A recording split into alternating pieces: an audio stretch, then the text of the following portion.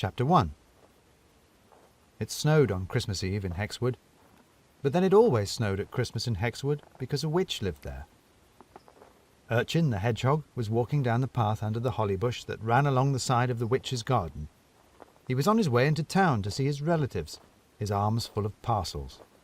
The wind-blown sleet had turned the bare trees into charcoal sketches of themselves. Thickets of thorny brambles had become soft hillocks of snow. The puddles on the path were frozen over with glistening glass. Because a witch lived in the wood, it always snowed the perfect amount of snow. Even though Urchin was short and his legs even shorter, the snow on the path didn't even reach the top of his little red gumboots. What snow there was, though, crunched satisfyingly under his feet, and trudging through it took just enough effort to make him feel hearty, but not so much as to be tiring. The cold air pinked his cheeks, and the snow sparkled under the starlight. He was in a perfectly Christmassy mood, happily turning over in his mind the timetable for the following day. He was a hedgehog who liked to plan. His reverie was cut short by a loud snort from somewhere over his head. He looked up. High above, looming over the top of the holly hedge, was a huge head. It looked like one of the deer who lived on the other side of the wood. Urchin did not know them very well. Indeed, he rarely saw them, but he was sure they were not as big as this, nor did they have such tall, curving antlers. "Happy Christmas, hedgehog," said the head.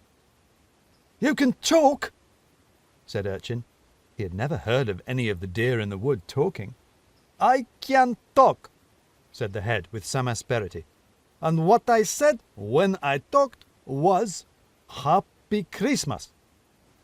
The head flared its broad nostrils, and Urchin could have sworn they glowed faintly red, as with irritation. "I meant Happy Christmas, of course," stammered Urchin. "And compliments of the season," said the head. And compliments of the season, yes," said Urchin. And putting his head down, he scurried off down the lane, feeling distinctly less seasonal, the compliments notwithstanding. Further on down the path, where it crossed the stream, was the Green Knight pub, and standing outside was Reynard the fox, idly tamping a plug of tobacco into his pipe. "Merry Christmas, young urchin," said Reynard as the hedgehog came up. "What rhymes with frost?" "Happy Christmas," said Urchin, having learned his lesson. Moss?" "Not quite," said the fox, "but perhaps I can make it work. If sung, you know. I have a notion there ought to be singing, haven't you? All this snow and jollity, Christmas songs. But moss is a little earthy, isn't it? Your trouble is that you're too close to the ground. It lowers your horizons, makes you too down to earth. Perhaps a pair of stilts would broaden your outlook." Urchin was used to not understanding half of what the fox said. Reynard's conversation had a habit of darting this way and that, disappearing into thickets of thought and then reappearing where you least expected it. "I just met a talking deer," said Urchin, who only had one thing on his mind anyway and had no space left in it for the fox's meanderings. "outside of Madame Befana's. It was looking over the hedge." "Hallo, that's new," said the fox. "I've never met a deer that spoke. Leastways, not to me. Mayhap they talk to each other, though not in any tongue I understand. Or perhaps it's their concepts that escape us lower, slower creatures. They must live in a very different world to us, don't you think? Or at least one several feet higher." "What fresh nonsense is this, fox?" said Buck Rabbit, coming out of the public bar. "Urchin has been conversing with a deer," said Reynard. "It wished me Happy Christmas," said Urchin, "but I'm not sure it was a deer. It was very large." "Well, it can't have been a deer," said Buck. "Deer don't talk." "That's science, that is," said Reynard. "Perhaps we should go and have a look at this marvel. Come along, Urchin. You can leave your parcels with old Brock in there behind the bar. Come along, Buck. A little Christmas adventure. Something to sing about." "Sing?" said Buck. "Preposterous fox." The large head was still idly peering over the top of the hedge as the three of them came back up the lane.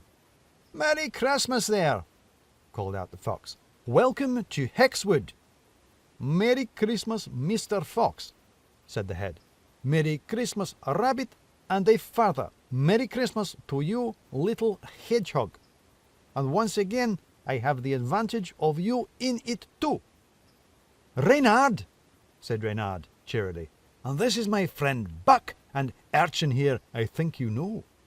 Merry Christmas, said Buck. Rudolph, said the head. Well now, said the fox, now we know who you are. If it is not too impertinent, may we inquire as to what you are? Urchin maintains you are some kind of deer, but Buck won't countenance it on the grounds that the deer in Hexwood don't talk. Not to the likes of us, at any rate. I am pleased to say that they are both wrong, said the head, and also both right. I am a sort of deer, a reindeer, in fact, but I am not from your wood. I am from Lapland. Lapland, said the fox. That sounds cosy. Is it far from here? Far to the north and not at all cosy, said Rudolph. Dark, snowbound forests and great plains of frozen crackling moss over which wander the vast herds of reindeer beneath the hissing curtains of the cold, distant, dancing northern lights. Moss! Urchin, you were right. It is Christmassy, said Reynard.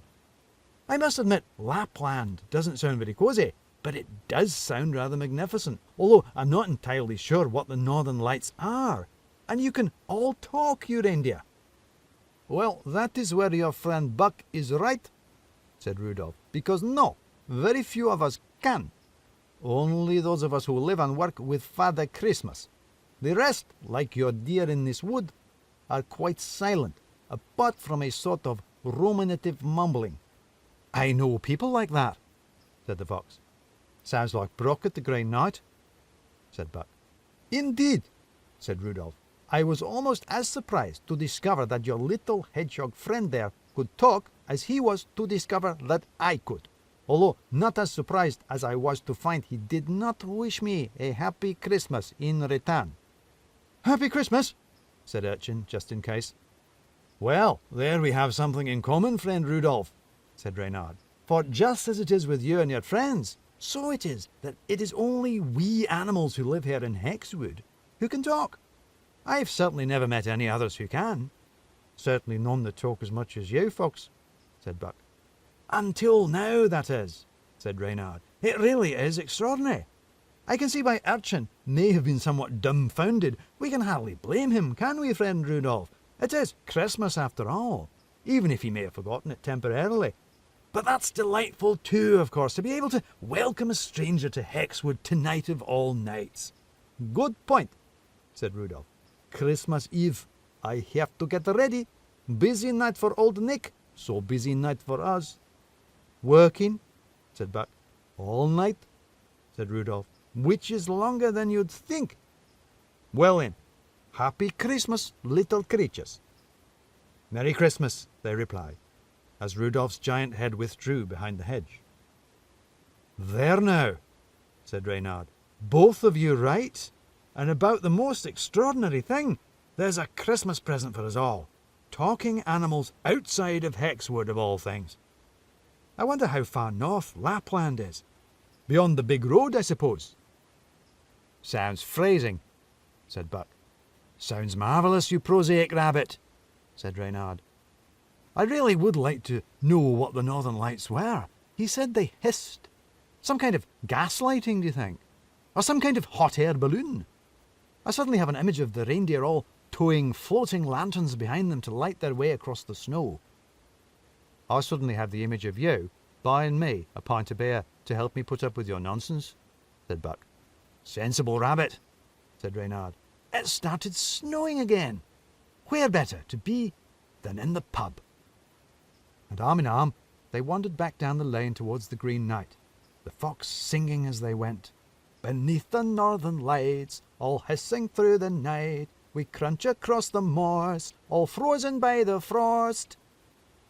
Left behind them, unnoticed, Urchin stood quite still on the silent path, staring up into the falling snow, his eyes wide with wonder.